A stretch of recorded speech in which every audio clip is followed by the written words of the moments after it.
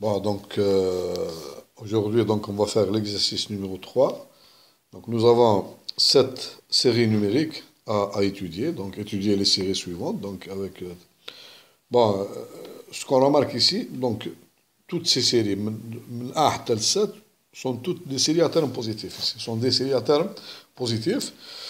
Et on donne une aide. Donc on a déjà publié donc, cet exercice à faire.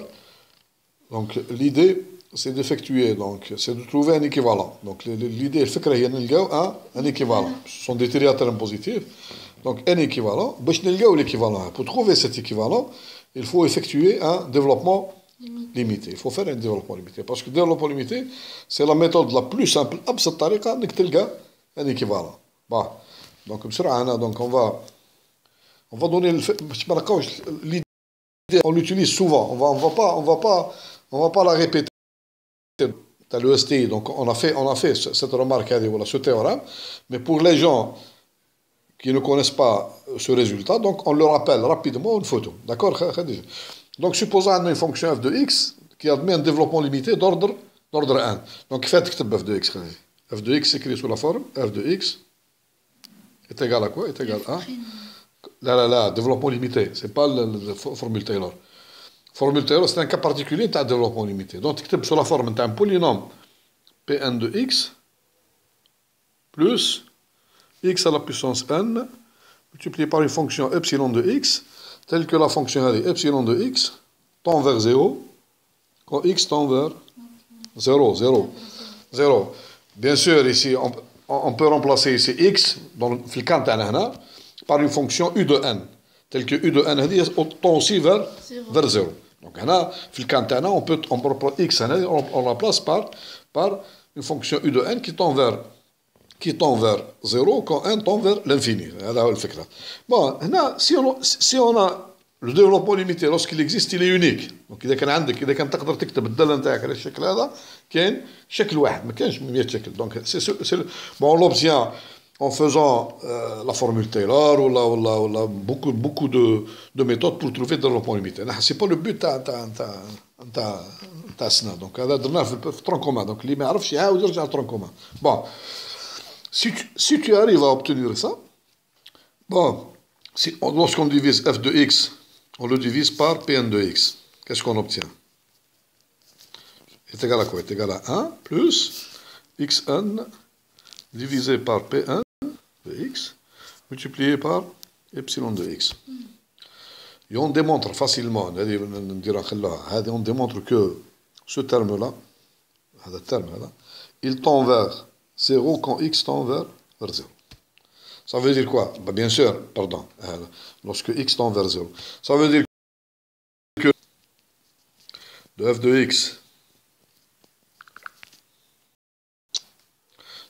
x divisé par Pn de x, lorsque x tend vers 0, est égal à quoi, Khadija? Est égal à 1. Maintenant, ça veut dire que f de x, elle est équivalente à Pn. Lorsque x au voisinage de 0. Donc là, lorsqu'on écrit un développement limité, automatiquement la fonction est équivalente à la partie polynomiale de développement limité. Donc, c'est le résultat qu'on utilise donc, dans tous les calculs, on va utiliser ce résultat. Donc il suffit de faire. Bon, bien sûr, il y a des développements limités qu'on connaît, qui sont célèbres. Par exemple, au voisinage de 0. On a par exemple sinus x. نفكروهم. هذه هي équivalent à x. Tangente x, kiff. Tangente x, elle est aussi équivalent à x. Nous avons ici aussi cosinus x. On va le faire tout à l'heure. On a aussi ln de 1 plus x, équivalent aussi à x au voisinage de 0, etc. Bon, chaque fois, on va trouver le développement limité, donc on trouve son équivalent. D'accord? Bon. Bon, ici, dans l'exercice numéro... On va commencer par l'exercice numéro 1. L'exercice numéro 1, nous avons donc U1 est égal à 1 moins cosinus pi sur 1. U1, donc nous avons l'exercice numéro 1. Nous avons étudié la série, somme de U1, avec un U1 est égal à 1 moins cosinus pi divisé par 1. Voilà. Bon, on remarque, qu'est-ce qu'on remarque ici? C'est une série à terme positive, parce que vous avez ici pi sur 1, lorsque 1 tend vers l'infini, il va tendre vers 0. Donc, on a le voisinage à 0. Donc, on peut travailler normalement. Donc, parce que nous avons développement limité, le voisinage de 0. Bon, on écrit le développement de cosinus x au voisinage de 0. Donc, on écrit cosinus x est égal à quoi? Est égal à 1. Oui. Moins x2. Les termes impairs sont nuls. 1 moins, on a d'ordre 2, moins x2 sur 2, plus l'exponent, plus epsilon de x. Donc, ça veut dire que moins cosinus x est égal à quoi? Moins cosinus x est égal à moins 1, plus x2 sur 2. On a plus, le moins, on à la fonction epsilon 1. Donc, on a une fonction epsilon 1, telle que la fonction epsilon est égale à moins epsilon de x, elle tend aussi vers 0 quand x tend vers 0. D'accord? Donc on obtient ici, on a ici 1 moins cosinus x, on rajoute 1 sur le côté l'autre, on obtient 1 moins cosinus x est égal à x2 sur 2 plus x2 epsilon 1 de x. هذا développement à la fonction 1 moins cosinus, ça veut dire que la fonction 1 moins cosinus x, elle est équivalente à quoi? Elle est équivalente à x2 sur 2. Voilà, x2 sur 2. Là, je remplace x par pi sur 1. Donc, qu'est-ce que j'obtiens? J'obtiens 1 moins cosinus pi sur 1. Ce sera équivalent à quoi? Au voisinage de l'infini ici, lorsque 1 tend vers l'infini. De quoi? x2, c'est-à-dire pi 2 sur 1,2. Ah, pardon, pi 2 sur N2, d'abord, sur N2. Ça, c'est x2. Et je multiplie par 1 demi. Donc, qui est égal à pi 2 sur N au carré. Pi 2 sur N2, donc. Comment? 2N2. Ah, 2N2, pardon. Donc, on écrit ça sous la forme K divisé par N à la puissance alpha. Avec ici K est égal à quoi? K est égal à pi 2 sur 2. Voilà. Pi au carré divisé par 2. Et ici alpha est égal à 2. Donc c'est une série de Riemann. Nous avons ici alpha est strictement supérieur à 2. On écrit ici, donc, on va écrire ici le résultat. Voilà. Nous avons la série somme K divisé par, la série pi 2 sur 2 multiplié par 1 sur N2. C'est une série qui est convergente, parce que nous avons ici, ici nous avons alpha qui est égal à 2 et strictement supérieur à 1. Nous avons notre série UN qui est équivalente à pi 2 sur 2, 1 sur N2. Ces deux résultats m'impliquent que la série somme UN, elle est convergente. D'accord? Elle est convergente. Voilà. Bon, maintenant, on passe donc à la série de termes généraux racine carrée de cosinus hyperbolique 1 sur 1 moins 1. Donc, on va essayer donc, de faire le développement limité de cosinus hyperbolique, et après avoir le développement limité de racine carrée de cosinus hyperbolique 1 sur 1 moins 1. Donc, on va essayer de faire ça.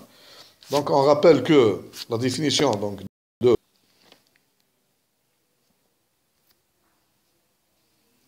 Voilà. Donc, nous avons la série numéro 2, somme des U1, avec U1 égale, on a dit, U1 égale, racine carrée de cosinus hyperbolique 1 sur 1. Il faut avoir 1 sur 1, sinon on n'obtient pas le voisinage de 0. Cosinus hyperbolique 1, on ne peut pas l'avoir ça. Donc ici, moins 1. Je pense moins 1, c'est ça? Cosinus hyperbolique 1 sur 1, moins 1. Je crois que c'est le... Voilà, donc bon, on va d'abord définir c'est quoi cosinus hyperbolique x. Par définition, c'est e à la puissance x plus e à la puissance moins x. Et le sinus hyperbolique, c'est e à la puissance x moins e à la puissance moins x divisé par 2. Donc on va d'abord écrire donc, cosinus hyperbolique, pardon. Donc, pour trouver le développement limité de cosinus hyperbolique, donc on commence par e à la puissance x, d'ordre 2, c'est tout. On va faire d'ordre 2. Donc, l'exponentiel, c'est quoi? C'est 1 plus x2 sur 2, plus, ici, x2, epsilon de x. Donc, par là, on passe à la puissance moins x. Comment on fait? Donc, on remplace x par moins x. On obtient e à la puissance moins x est égal à 1, ici, moins x, et là, moins x au carré, ça reste x, plus, ici, x2 sur 2, plus, ici, la même chose, x2, epsilon 1, ici, c'est la même chose, puisque c'est epsilon de x. Donc, la somme, qu'est-ce que ça va me donner? E à la puissance x plus e à la puissance moins x, j'obtiens ici, est égal à 2, plus moins x, ça va partir, donc plus x au carré. Très bien. Plus ici.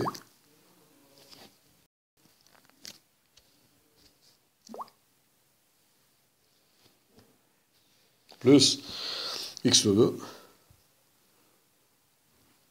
epsilon de x. D'accord? Bon, pardon, non, plus x2. D'abord, c'est 2 plus x2. Donc, plus x moins x, c'est 0, plus x2 sur plus x2, plus epsilon de x. Je divise le tout par 2, donc ce qui m'implique cosinus hyperbolique x est égal à, donc e à la puissance x plus e à la puissance moins x, donc divisé par 2. Ceci est égal à quoi? Est égal à, donc, j'obtiens ici, donc, je divise le tout par 2, donc est égal à 1 plus x2 sur 2, pardon, c'est ça, voilà, plus x2 sur 2, plus x2 multiplié par epsilon a, donc epsilon a est égal à epsilon divisé par 2. Il va tendre aussi vers 0. Voilà, j'obtiens donc j'ai cosinus hyperbolique, donc j'obtiens à partir de cela, je remplace x par 1 sur 1. Donc j'obtiens cosinus hyperbolique x moins 1, cosinus hyperbolique x moins 1, qu'est-ce qu'il me reste? Il me reste est égal à x2 sur 2 plus x2 epsilon de x, d'accord? Qu'est-ce que j'ai ici? J'ai 1 sur 1. Donc j'obtiens cosinus hyperbolique 1 sur 1 moins 1 est égal à quoi? Est égal à... Donc je remplace x par 1 sur 1. 1 sur 2n au carré. 1 sur 2n au carré. C'est 1 sur 1 au carré, le tout divisé par 2. Donc c'est 1 sur 2 fois n au carré, d'accord? Plus ici, plus 1 sur 1 au carré, ici j'écris comme ça, 1 sur n au carré, epsilon de n, avec ici epsilon de n, ou bien epsilon de 1 sur 1, comme vous voulez ici, epsilon de 1 sur 1, donc c'est la même chose. avec ici epsilon tend vers 0 quand 1 tend vers l'infini. D'accord? Donc, finalement, qu'est-ce que j'obtiens? Je passe à la racine carrée. J'obtiens racine carrée. On applique donc racine carrée de cosinus hyperbolique 1 sur n moins 1 est égal à quoi? Est égal à 1 sur racine de 2 multiplié par n. D'accord? Bon, pardon. Bon, Khadija, nous avons donc cette formule-là. Donc, qu'est-ce qu'on a dit à partir de cette formule-là? Qu'est-ce que ça implique? Ça implique que cosinus hyperbolique 1 sur n moins 1, il est équivalent au voisinage donc de l'infini. À quoi? À 1 sur 2 n au carré. Donc, je passe. Bon, une remarque. Si f est équivalent à g, alors racine carrée de f, s'ils sont positifs, équivalent à racine carrée de g. Donc j'obtiens ici racine carrée de cosinus hyperbolique 1 sur n moins 1. Il sera équivalent au voisinage donc, de l'infini à quoi? De 1 sur racine carrée de 2 multiplié par 1 sur n. Remarque, cette série, donc on a donc 1 sur la série 1 sur racine carrée de 2, 1 sur n. Donc c'est une série harmonique donc, qui s'écrit sous la forme k sur 1 à la puissance alpha, avec ici k est égal à 1 sur racine carrée de 2, et alpha égale 1. C'est une série qui est, ici nous avons 1 sur racine carrée de n, donc cette série-là, 1 sur 1, elle est divergente. C'est une série qui est divergente. Donc, ce qui implique, puisque notre série, le terme est équivalent à cette série-là, donc notre série somme de. C'est quelle série? Donc, racine carrée. Cosinus hyperbolique 1 sur n moins 1, c'est une série qui est divergente. De même nature que la série qu'on a étudiée. Bon, nous avons la série numéro 3, un égale n divisé par n plus 1, le tout à la puissance n au carré. Donc ici, on va passer, donc, voilà. Donc on passe, donc la série, donc numéro 3, 3, Oui. Somme des un, avec ici un égale, donc, n sur n plus 1 à la puissance n carré. Voilà, n sur n plus 1, voilà. Le tout à la puissance n au carré. N au carré, voilà. Donc on écrit la définition. Donc nous avons eu la définition de le terme général est égal à, en utilisant l'exponentielle. Est égal à exponentielle. Ceci est égal à, par définition, exponentielle de. Non, d'abord, n2, n au carré. N au carré, ln de n divisé par n plus 1. Qu'est-ce qu'on remarque ici, Khadija? On n'a pas, pour faire l'équivalent à ln, le développement ln, il faut avoir 1 plus. Donc on peut un peu la transformer de façon à voir, si on avait ici n plus 1 divisé par n, ce serait parfait, d'accord? Si on avait n plus 1 divisé par n, donc on obtient n divisé par n, c'est 1 plus 1 sur n plus 1. Et encore, le deuxième terme, il va tendre vers 0. Qu'est-ce qu'on fait? Donc on n'a pas ici un. Si on rajoute 1. Non, c'est pas rajoute 1. Donc ici, le logarithme ln de moins x est égal à quoi? Logarithme, regarde. Logarithme de 1 sur x est égal à moins ln de x. Donc ici, regarde, ici on a n divisé par n plus 1. Pour avoir, il faut l'inverser. Mais si tu l'inverses, il faut rajouter ici le moins le logarithme. Donc, pour avoir justement, pour avoir ici ln de 1 plus quelque chose.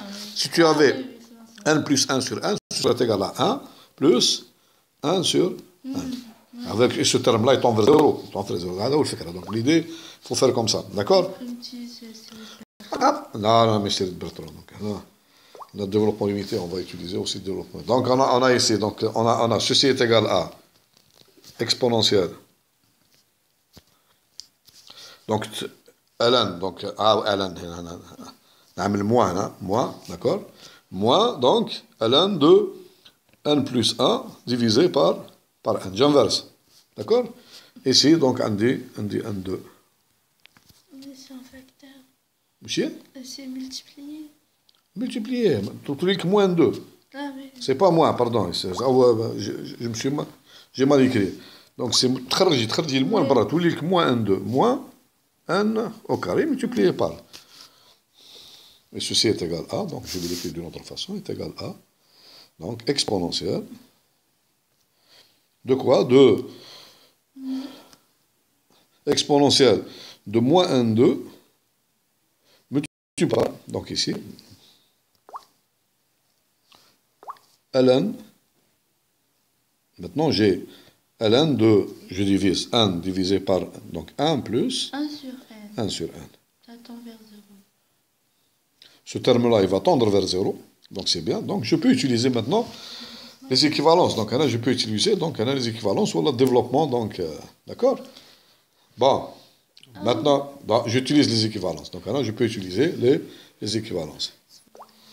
Bon, donc on a trouvé déjà que n est égal à l'exponentielle de moins n2 multiplié par ln de 1 plus 1 sur n. On remarque ici que n sur n, donc elle se trouve lorsque n tend vers l'infini, donc 1 sur 1 est dans un voisinage de 0. Donc je peux utiliser le développement à log de 1 plus 1 sur 1. Donc on va l'écrire. Donc on a ln, on va l'écrire, ln de 1. On fait un développement d'ordre 2, parce qu'on va après multiplier par moins n au carré. Donc on doit multiplier par, on doit utiliser un développement d'ordre 2.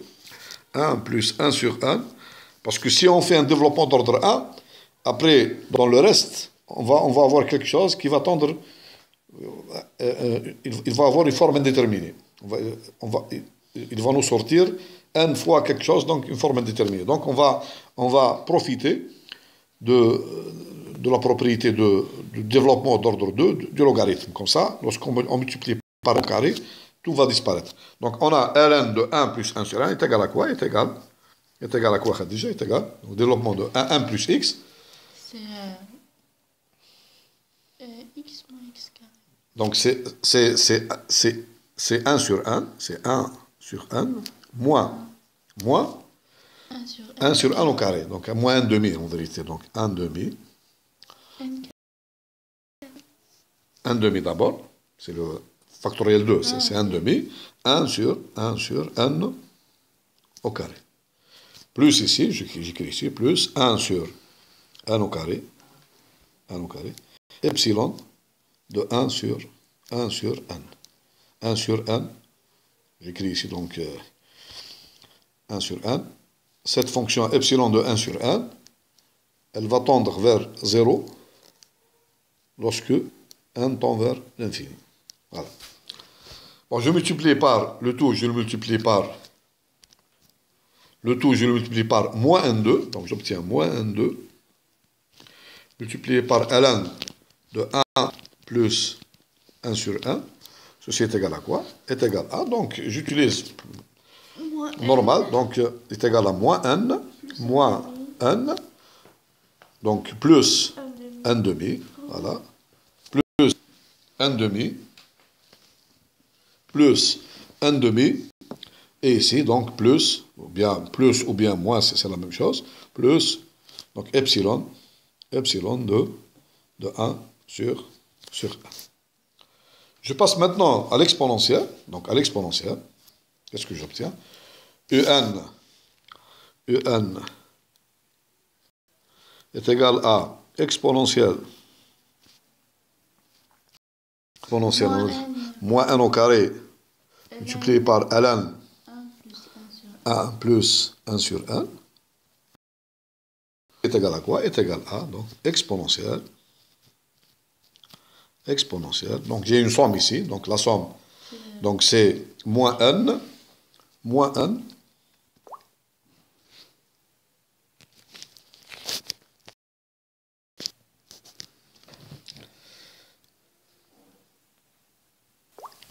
bon, donc on termine Khadija. Donc on a U1 égale exponentielle, donc est égal. Donc je remplace moins n2 ln de 1 plus 1 sur 1, c'est pas l'équivalent. Par moins 1 plus 1 de plus epsilon de 1 sur 1. D'accord? Nous avons l'exponentielle de la somme. Donc c'est le produit des exponentielles. Donc nous avons UN est égal à donc, x de moins 1 multiplié par exponentielle de 1 demi multiplié par exponentielle de epsilon de 1 sur 1. Nous, epsilon, cette fonction, on a epsilon de 1 sur 1, ça tend vers 0 quand 1 tend vers l'infini. D'accord? Bon, maintenant, regardez bien cette fonction-là, multipliée par cette fonction-là. C'est-à-dire, j'ai pu écrire UN est égal, j'appelle cette fonction-là, par exemple, Vn, multiplié par cette fonction h. Donc, on dit UN égale Vn multiplié par h. Avec ici, limite de h, lorsque n tend vers l'infini, est égal à quoi? Est égal exponentielle de 0 est égal à 1. C'est exactement la définition de ça, la définition.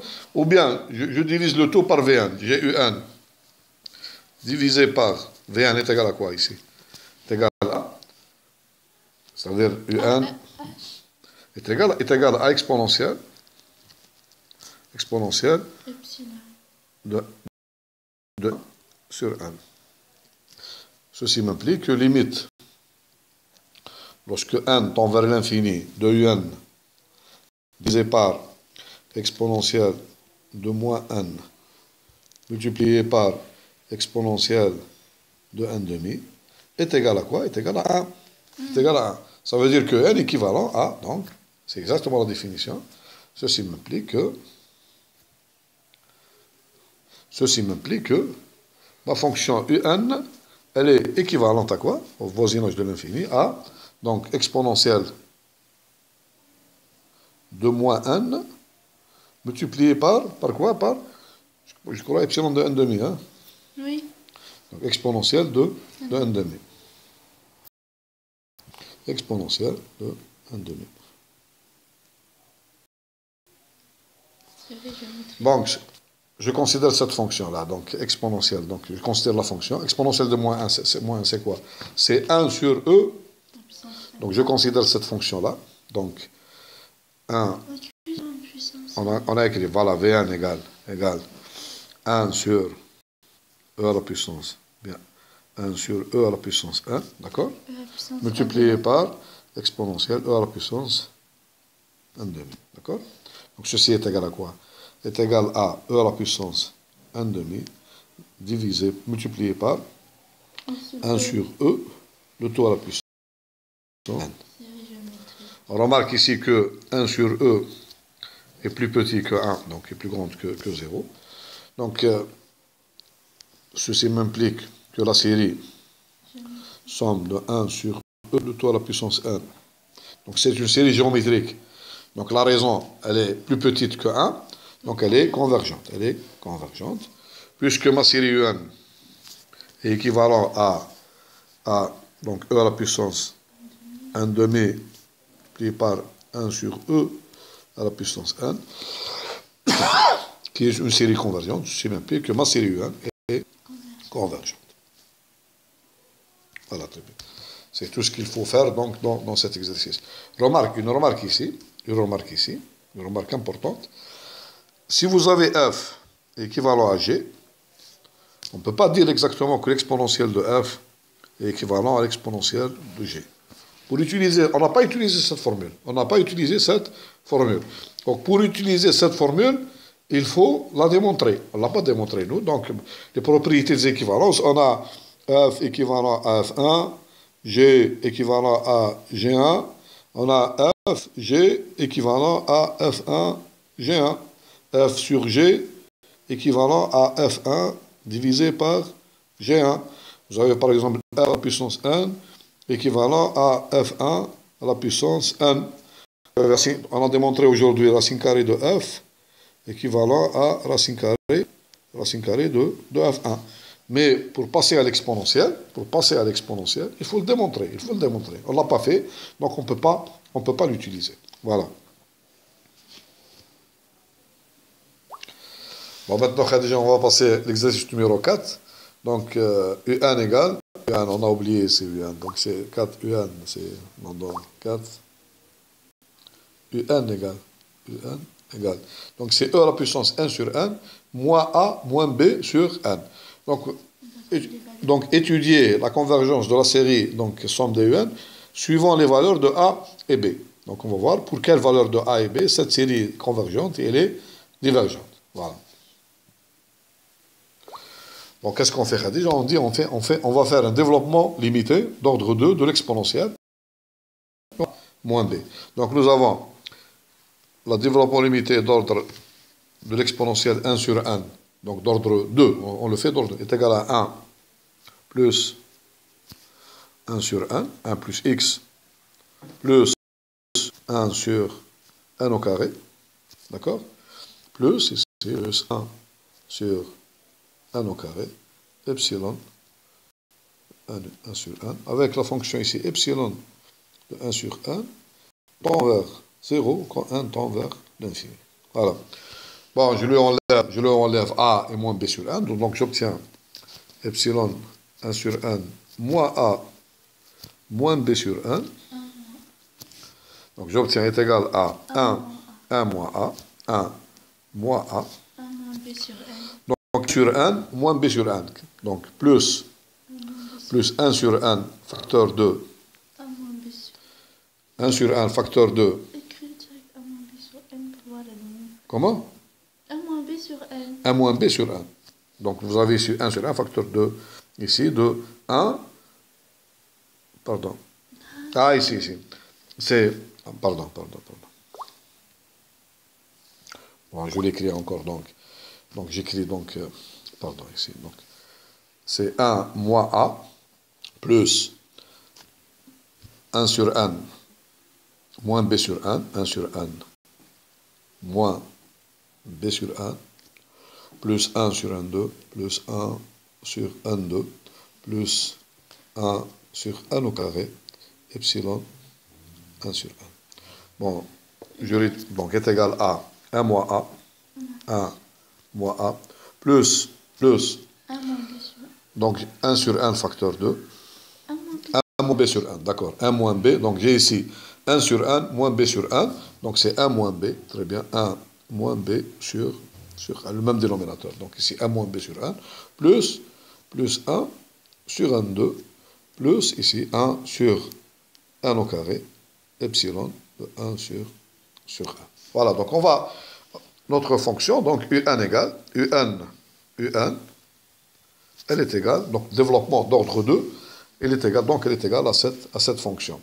Bon, qu'est-ce qu'on remarque ici? Suivant les valeurs de A et B. Donc, on remarque ici, si A est différent de 1, le premier cas, donc A différent de 1. Donc, le premier cas, donc ici, A différent de 1. Bon, si on passe à la limite, donc B quelconque, B appartenant... Comment? Non, B quelconque. Pour A différent de 1, je prends B quelconque. Je prends B d'abord quelconque. B appartenant à R quelconque. On va étudier tous les cas possibles.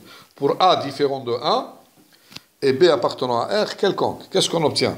On obtient ici, donc la limite de UN. On a limite, d'après cette formule, limite de UN lorsque n tend vers l'infini est égal à quoi? Donc ceci est égal à ce terme-là. Donc si B est égal à 1, donc j'obtiens 0 multiplié par 1 sur n, donc il va tendre vers 0. Si B est différent de 1, donc j'obtiens aussi, cette limite est égale à 0. 1 sur 1, 2, il va tendre vers 0. Et ce terme-là, 1 sur 1, 2, 1 sur 1, il va tendre aussi vers 0. Donc j'obtiens limite de 1 sur 1 lorsque 1 tend vers l'infini égale à 1 moins qui est différent de 0. Donc ceci m'implique que ma série, elle va, somme des UN, elle va diverger. Parce que le terme général, lorsque A est différent de 1, donc le terme général, il va tendre vers un nombre qui est différent de 0. Maintenant, le deuxième cas. Donc, K2, je vais écrire ici K2, K numéro 2. Donc, K1. Donc, on a dit A différent de 1, B, tout B appartenant à R. Donc, la série, elle va, somme de 1, elle diverge. Bon, le K2, K numéro 2, j'ai A égale 1, et B, donc j'ai deux cas ici, B différent de 1, et troisième cas, A égale 1 et B égale 1. Donc je commence par ce cas. Donc, qu'est-ce qu'on remarque ici? On remarque ici que si A égale 1, donc ce terme-là est égal à 0. Qu'est-ce qu'il me reste ici dans cette expression? Donc j'obtiens ici, j'obtiens B est différent de 1. D'accord? B est différent de 1. La limite est égale à 0. La limite est égale à 0. Donc je peux, c'est la condition nécessaire, elle est vérifiée. D'accord? Mais j'ai ici B est différent de 1. B est différent de 1. Donc je dois étudier la série. Je dois étudier ma série. D'accord? Donc la série est égale à quoi dans ce cas? Elle est équivalente à quoi? UN. 1 moins B sur N. Plus 1 sur N2. Oui. Donc la série, donc ma série, donc ici, UN, elle est équivalente ici à 1 moins B sur N, 1 moins B sur N, plus 1 divisé par N au carré. D'accord? Je le dis au dénominateur. Qu'est-ce que j'obtiens? Ceci est égal à quoi? Est égal à même dénominateur. Oui. N fois 1 moins B, voilà, plus 1, divisé par N carré. Donc ceci est égal, donc, est égal à, donc, je fais le calcul, est égal à N.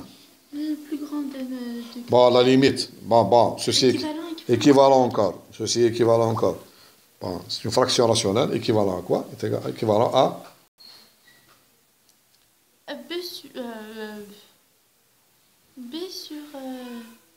Bn sur n carré. Moins nb divisé par n carré, c'est-à-dire b sur n.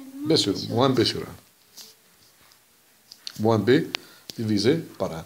La série, elle est divergente. Donc là, ceci implique donc que ma série somme de un est, parce qu'elle est équivalente. Valeur absolue. Donc ici, il y a une erreur ici, donc c'est pas l'équivalente directement ici à, donc ici c'est 1 moins b, donc à la série, donc 1, pardon,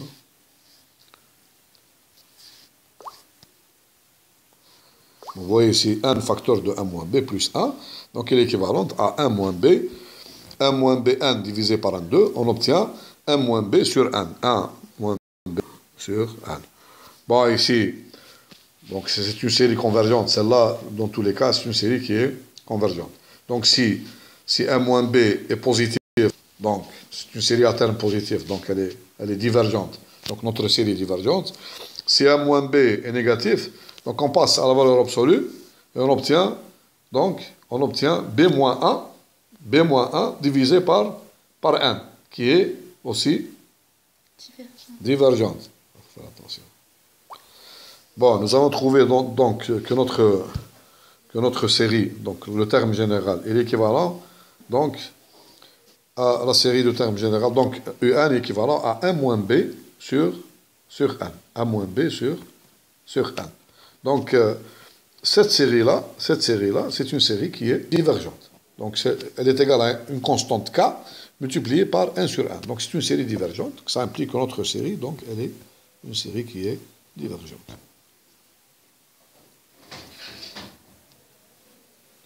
Bon, le troisième cas, K3. Donc, nous avons dit K3, c'est quoi? Donc, on a A égale à 1, B égale à 1. A égale 1, voilà. Et B égale 1. Donc, qu'est-ce qu'il me reste dans le développement limité, Khadij? On va l'écrire, développement. On l'a. Qu'est-ce qu'il me reste? Il me A, ce sera égal à 0.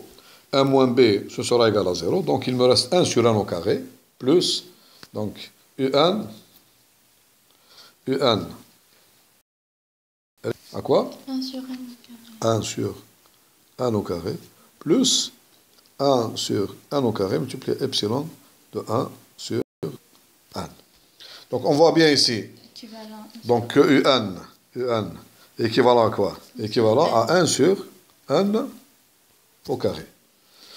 Nous avons la série de Riemann, donc ici, somme 1 sur 1 au carré, c'est une série qui est convergente.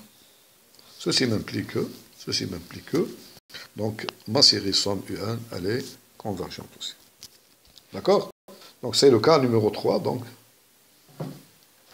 Voilà, dans le cas, lorsque A égale 1 et B égale 1, donc ma série UN, elle est convergente. Elle est convergente. Et on le voit ici directement, donc même dans la formule, donc on peut le voir directement ici. Donc, on ne peut pas le voir, parce que UN égale E à la puissance moins 1 sur 1. Donc, c'est égal E à la puissance 1 sur 1, moins 1, donc c'est une série qui est convergente aussi. Bon, on va laisser, donc, rapidement, donc, on va laisser, donc, pardon, voilà. Voilà. Donc, ce sera tout pour cet exercice. Donc, ce sera tout pour cet exercice. Donc, la prochaine fois, donc, je vous laisse l'exercice numéro 5, racine cubique de 1,3 plus A1 moins racine carrée de 1,2 plus 3, avec A appartenant à R. Trouvez, suivant les valeurs de A, la convergence de cette série. L'exercice numéro 6, UN égale n sinus 1 sur 1, le tout à la puissance n alpha. Et enfin, l'exercice numéro 7, donc, 1 sur 1 alpha, donc multiplié par n plus 1 à la puissance 1 plus 1 sur 1, moins n moins 1 moins 1 sur 1, avec alpha appartenant à R.